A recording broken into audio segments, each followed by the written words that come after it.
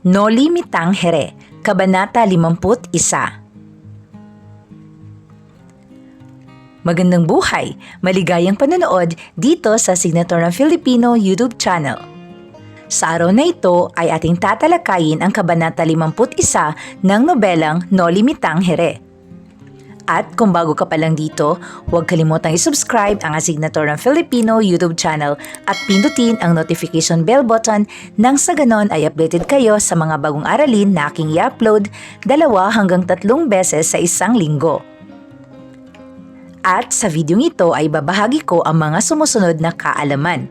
Una, ang mga talasalitaan. Ito ang mga piling salita at kahulugan at halimbawang pangungusap na matatagpuan sa pangyayari ng kabanata. Pangalawa, ang mga tauhan, ang mga pangunahing tauhan sa nobela at ang papel na ginagampanan nila sa kabanata. Pangatlo, ang mahalagang pangyayari, ang wastong pagkasunod-sunod ng mga mahalagang pangyayari sa kabanata. Ito na mismo ang buod ng kabanata. Pang-apat, ang mga isyong nangingibabaw, ang paglalahad ng isyo na nangingibabaw sa kabanata at ang implikasyon nito. At panghuli, ang mga gabay na tanong, mga sagot sa gabay na tanong upang higit na maunawaan ang nilalaman ng kabanata.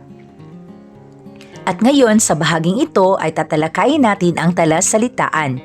Unang salita, taning, ibig sabihin takda o limitadong oras. Halimbawang pangungusap, binigyan lamang ng 3 araw na taning ni Doña Victorina C. Linares upang hamunin ng duelo ang alperes. Pangalawa, kabulaanan, ibig sabihin kasinungalingan. Halimbawa, labis na pinagsisihan ni Linares ang ginawang pakikinig sa mga kabulaan ng ginawa ng Donya. Pangatlo, sarilinan, ibig sabihin pribado o makasama ng pribado. Halimbawa, nais ni Crisostomo na makausap si Maria Clara ng sarilinan. Pang-apat, duelo, ibig sabihin labanan o tunggalian.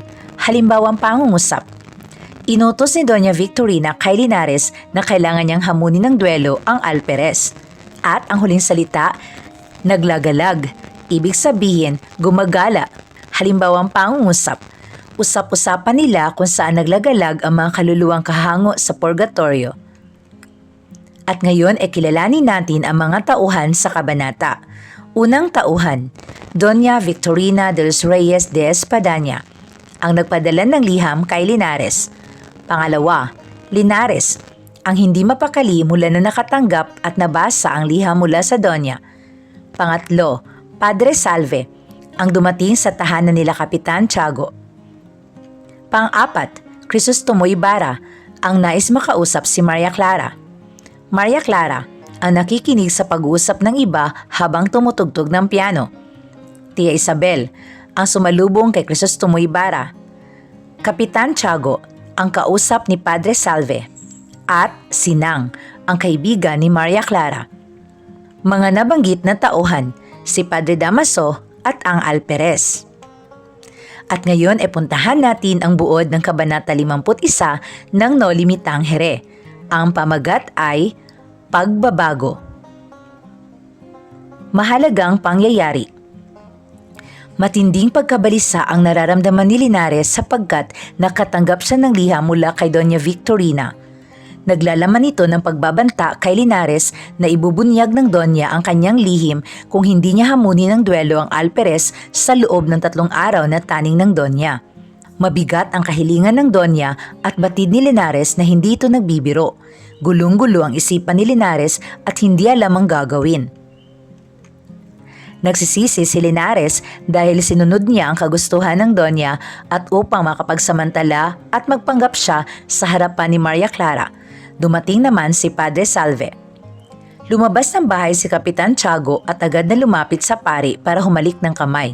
Nagpunta ang 3 sa balkonahe upang doon mag-uusap. Sinulyapan ni Padre Salve si Maria Clara habang pinag-usapan nila ang tungkol sa kapatawaran ng obispo kay Crisostomo Ibarra. Habang nag-uusap ang pare at si Kapitan Tiago ay dumating si Crisostomo Ibarra kasama si Tia Isabel. Nagpasalamat si Crisostomo sa magiliw na pagbati ni Padre Salve at agad itong binati si Sinang. Sinabi ni Crisostomo kay Sinang kung galit ba sa kanya si Maria Clara.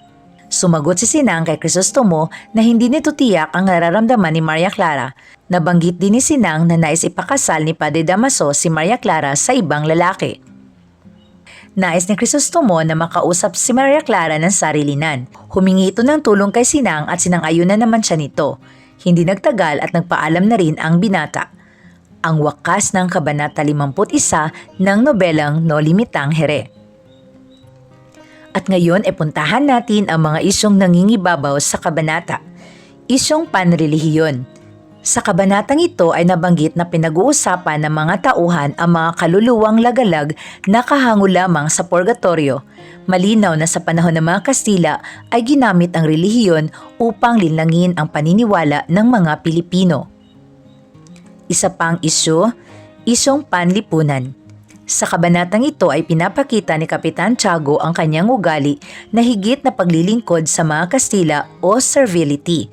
Pinapakita niya ang pagsisilbi kay Padre Salve mula sa paghalik ng kamay ng praile hanggang sa pagkuha ng sombrero at baston ng kura. Ipinapakita ni Kapitan Tiago ang katangian na malugod na paglilingkod sa kinauukulan. Pinagsisilbihan ang mga Kastila kahit sa sarili nitong tahanan.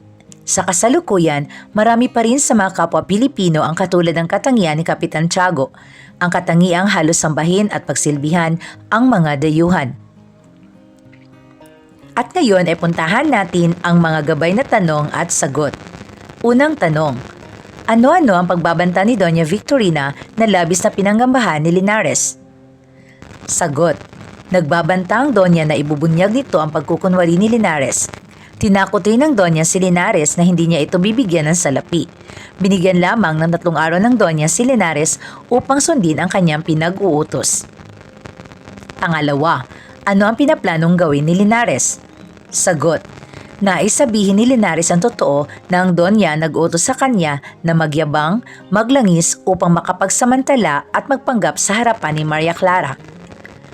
Pangatlong tanong, bakit naging magiliw ang pagtanggap ni Padre Salve kay Crisostomo Ibarra sa kabila ng naging pagtatakwil ng simbahan sa binata? Sagot, sapagkat nagkukunwari lamang sa harapan ni Maria Clara si Padre Salve at may binabalak si Padre Salve na tiyak na ikapapahamak ni Crisostomo. Pang-apat, ano ang sinabi ni Sinang na nagpaluha kay Maria Clara? Sagot, ang pagbibiro ni Sinang kay Maria Clara na baka raw nanliligaw na ng ibang dalaga si Crisostomo.